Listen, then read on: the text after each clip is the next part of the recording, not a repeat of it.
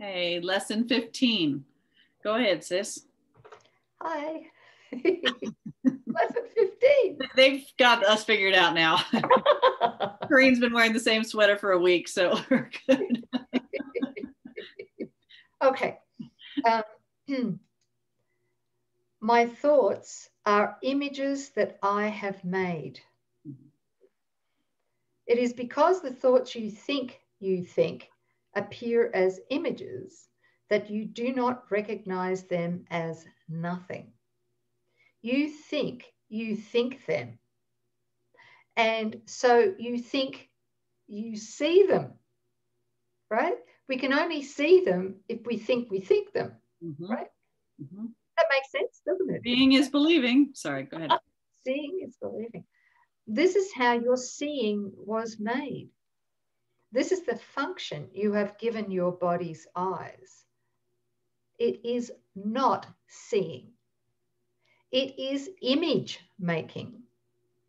It takes the place of seeing, replacing vision with illusions. Wow, wow, wow, wow. Isn't it? Wow, wow, wow, wow, wow. So exciting. Yes. So you can't see it unless you had first thought it.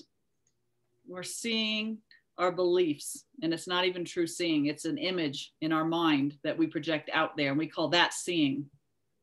So what you're saying is that if I'm seeing something good or bad, as I classify it, it must be because I want to see it. You put it there. But I'm not conscious that I want to see it? Not yet? Not yet. That comes later with great anguish. I'm sorry. Okay, go. Don't shock me.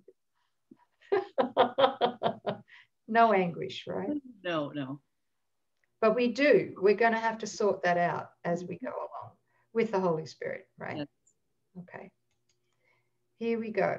So this introductory idea to the process of image making that you call seeing will not have much meaning for you. You will begin to understand it when you've seen little edges of light around the same familiar objects which you see now. That is the beginning of real vision. You can be certain that real vision will come quickly when this has occurred. Mine says very quickly. Sorry, what did you say? The COA version says you can be certain that real vision will come very quickly when this has occurred. I like that version better. I much prefer that version. Yes, okay. Okay. So what are we actually seeing? You know, I mean, this is my experience so far, is that any moment that, say I'm challenged by what the body's eyes are seeing and what the ego is interpreting as image making, if I'm challenged by that, when I remember in that moment, wait a minute, I am seeing an illusion, meaninglessness here. And in my, not just in my head, but in my heart, I feel I want to invite Holy Spirit to reveal to me what the truth is behind all of this. What happens is that what I'm seeing becomes less opaque, less solid. You too? Do you have that? Oh, totally. Experience? And that I wish we had that diagram, but right, was your diagram. I've got them all here. Turning to Holy Spirit, everything becomes less dense and it's lighter and there's more love, the experience of love as you move in that direction. But as you are facing and being led around by the ego thought system, you know, it's shades of gray into actual darkness and ultimately death. So it's the beginning of seeing meaning behind the meaningless. And if it's meaningful, it's from God. And if it's from God, it's spiritual, it's light, its whole function and purpose is love. And so all of those are the highest vibration, if you will. It's all light.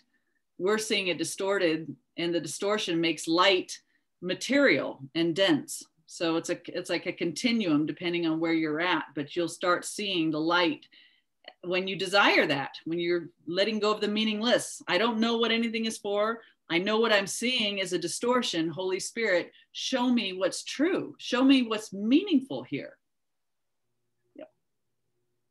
And I'm also noticing that I'm seeing you increasing in light as I look at you on the screen. That's because the sun's setting.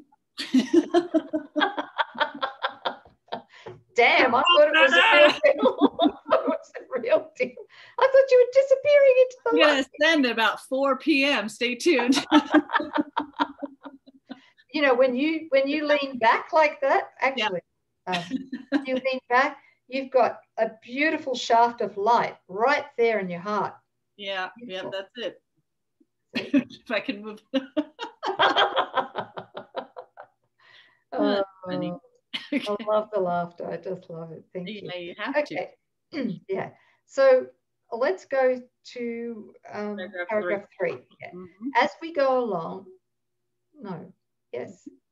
as we go along, you may have many light episodes. They may take many different forms, some of them quite unexpected. Do not be afraid of them. They are signs that you are opening your eyes at last. They will not persist because they merely symbolize true perception, and they are not related to knowledge. He's speaking here about God's realm of knowledge, not intellectual knowledge that the ego is perpetually seeking through its, constricted lens. Yeah. These exercises will not reveal knowledge to you, God's knowledge, right? But they will prepare the way to it. In practicing the idea for today, repeat it first to yourself and then apply it to whatever you see around you, using its name and letting your eyes rest on it as you say, this, fill in the blank, is an image that I have made. And that, fill in the blank, is an image that I have made. It is not necessary to include a large number of specific subjects for the application of today's idea. It is necessary, however, to continue to look at each subject while you repeat the idea to yourself, right? Yes. The idea should be repeated quite slowly each time. So this is an image that I have made. That is an image that I have made. Wow. Although you could really apply this to anything that upset you, right, sis? Everything. Absolutely. Well, and the good. The good and the bad. The good and the bad, right? But if we're going to apply it to something, but, it's important, because it's the trap that I fell into when I originally did this, was that doing this exercise saying that this physical pain is an image that I have made. The next step for me, anyway, was that, well, I felt guilty about that. Right. Mm-hmm. Yeah. Yeah. Mm-hmm. So it's not about feeling guilty for it. The minute you feel guilt, or any self-condemnation, that is a sign that we need to give it to Holy Spirit. It's not ours to fix. Right. Yeah. And it's, that's really key. Once we figure out how this all works, so that everything that we're seeing is not out there, but it's actually a projection from our mind, then the ego goes, fine, well, then you're at fault for everything. And Jesus says, be very careful at that moment, because of course the ego, which is addicted and needs guilt to survive, is all too happy to jump in and try to sabotage the spiritual practice. What that means, when I take something that I'm seeing out there and bringing it to the level of thought where it really is, that's the only place that it can be forgiven and released to the Holy Spirit. While you have it out there, Holy Spirit has no access to it. That's how we protect our images. But when we bring it in and say, this is an image in thought, now you're empowered. Now you can say, here, Holy Spirit, take this thought. I don't want it anymore. And you can hand it over, and Holy Spirit says, thank you, and takes that and makes the correction in your perception. And that's the healing. So don't be duped into thinking that taking it in is to compound guilt and any self-judgment. Actually rise up and say, this is an empowering move, and it's the only way that healing can be accomplished, or that I can experience what God is doing in its place instead. Thank you for that explanation. Very helpful. Yeah, it's a big one. People, yeah, they go right down into guilt, saying, well, it's all my fault, you know. No. Okay, last paragraph. Although you will obviously not be able to apply the idea to very many things during the minute or so of practice that is recommended, try to make the selection as random as possible. Less than a minute will do for the practice periods. If you begin to feel uneasy, do not have more than 3 application periods for today's idea unless you feel completely comfortable with it, and do not exceed 4. However, the idea can be applied as needed throughout the day. So my thoughts are images that I have made. Lesson 15. Without exception. Yeah, without exception. I've given that all the meaning that it has for me, and I'm drawing on a past to give it all the definition that it has. So I'm not even seeing what's there. How about we give God a break and just give him a blank slate and say, God, I don't know, but I'm so curious about what is there. I want your knowing. I want to know with you. Right. Yeah, that's wonderful.